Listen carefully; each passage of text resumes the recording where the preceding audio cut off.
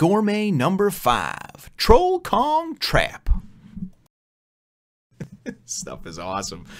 Well, hello, my brothers and sisters of the Nerd Nation. I, as always, am Jim, here to bring you another review on really the appetizing and just making me want to eat tale of Toriko.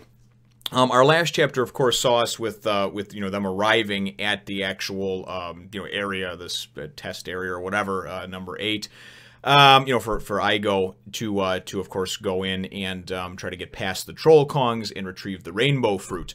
We wound up seeing Toriko just kind of man up and do this triple spiked punch right through the wall, and as he entered, a trap was sprung on him and a bunch of snakes, venomous snakes, were attached to him at the end of the chapter. So that's where things left off. That's where things begin, and immediately it's great because he's like, Komatsu, get back, and Komatsu's like, oh my god, they're poisonous snakes and this and that.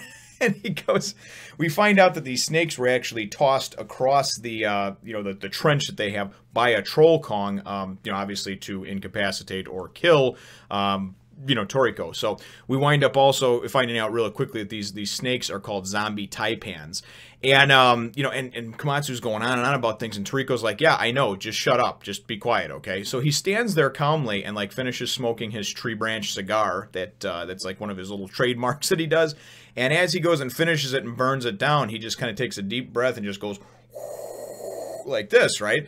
And all the snakes go and drop off of him and start slithering away, and he's just like, oh yeah, sorry for you getting thrown at me there, little snakes, And Komatsu's like, what the hell is going on? Those are Zombie Taipans. Those things are said to not let go until, their prey is dead, is lifeless, not breathing, So what happened, And he explains, he says, and it's really cool, all the knowledge that Toriko has of this world, and it's really neat because obviously it's not like commonplace everyday knowledge in our world, because it's different, but certainly there's some things that cross over and that are similarities. But he explains that they don't like the acidity that's in the smoke, from a cigar, from a tree branch cigar, so that winds up making them basically just they don't like it. And he says that, as a matter of fact, that acts as a natural bug repellent anyway, so maybe that's one of the reasons he smokes these cigars. I don't know. So they go and then Johannes comes over and he's looking through and he's like, what's going on in there? Is everything okay? And he's like, oh, no problem. Go back to wherever and have your headquarters and have your tea, and by the time you're done with that, I'll have the rainbow fruit for you, so don't worry about it, So he goes and hits this lever, and this giant walkway that they have, this bridge, that of course is up on their side, goes and comes down so they can cross this trench that looks like it's all of about 50 feet wide, So this thing's clearly meant to keep whatever type of crazy ass beast they have in there in, So it's kind of funny to see the journey with these two, because as they're walking through, with Komatsu and Toriko, Komatsu goes and he finds some bacon leaves on the ground, and this is where it starts to make me hungry. And a lot of you warned me about you're gonna have to start eating during your reviews, and honestly, I think I might, because over here right now it's the morning time, and I haven't really had anything but a cup of coffee yet, and man, I could really go for some bacon leaves,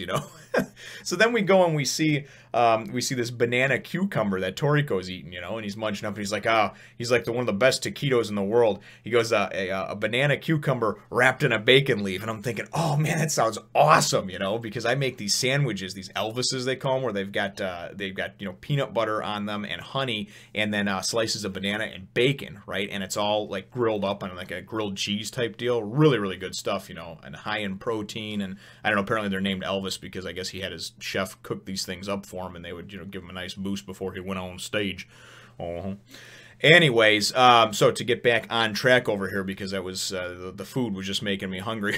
So then they're walking along over there, and all of a sudden Toriko goes and falls into, starts to slide into this pit that was covered over, this sand pit or a trap basically. And as he gets pulled down in there, and we see a couple of times while they're walking around, we see that there's one of these troll kong kind of looking from a distance, and we know that they're that something's about to attack them pretty soon anyway, because he's kind of peering at them, from a distance, from a vantage point. So that's what winds up happening. This troll kong winds up jumping, and it takes these boulders and whips them down into the pit, you know, to take out Toriko, and then goes and, you know, lands right next to Komatsu. And then there's this funny exchange where it goes and it talks about how Komatsu's life flashes before his eyes, right in that time of death, right before he dies, you know, and as happens with many people or many creatures, you know. And then all of a sudden we go, and it says all creatures or all beasts die or this and that, you know, or have that look. And all of a sudden Toriko comes flying out of the pit or whatever, you know, and you just kind of see that look, that beast look on his face or whatever, you know. And he goes, and as he comes out of the pit or whatever, he goes and he pulls out this thing, and I don't know what it was a couple of spikes or whatever on it, and he just goes and, you know, nails it. And what winds up being is that it actually is a, well, you know what, I'll just let him explain it again, so, yeah, go ahead. Oh, right, that's me. Knocking gun. This gun is equipped with carefully crafted needles made of biodegradable polymers. It induces total paralysis from wherever inserted into a creature's body. Size and shapes vary. Regular model retail price, 189,000 yen.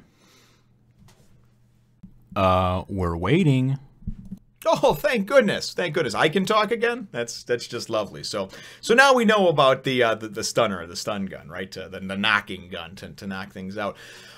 Which I think is pretty cool, you know, how they describe some of the different things that are used in this world. So this thing winds up going, he's just laid flat out, you know, and Komatsu's like, what the hell's going on, you know, and he goes, oh, I knocked him out. He'll be out for about 12 hours. And Komatsu's like, you know, he was trying to kill us, and these things are crazy. Why would you just knock it out? And he goes, well, we're here for the rainbow fruit, you know, we're not here to kill Troll Kong, so what's the point in killing him? You know, just knock him out. It's just because, you know, because Komatsu's like, whoa, we don't want him to get back up. I don't care if it's 12 hours or 12 days. That's not safe. You know, he's scared shitless. And that's where, you know, you kind of see just how Toriko is. And even Komatsu mentions on it afterwards. He's like, man, this Toriko's been bitten by venomous snakes, right? And then Toriko, too, he's like, when Komatsu offered him an antidote and everything because he was poisoned, he's like, no, don't worry about it. I'm fine. I'm immune. You know, he's built up an immunity to this snake's poison.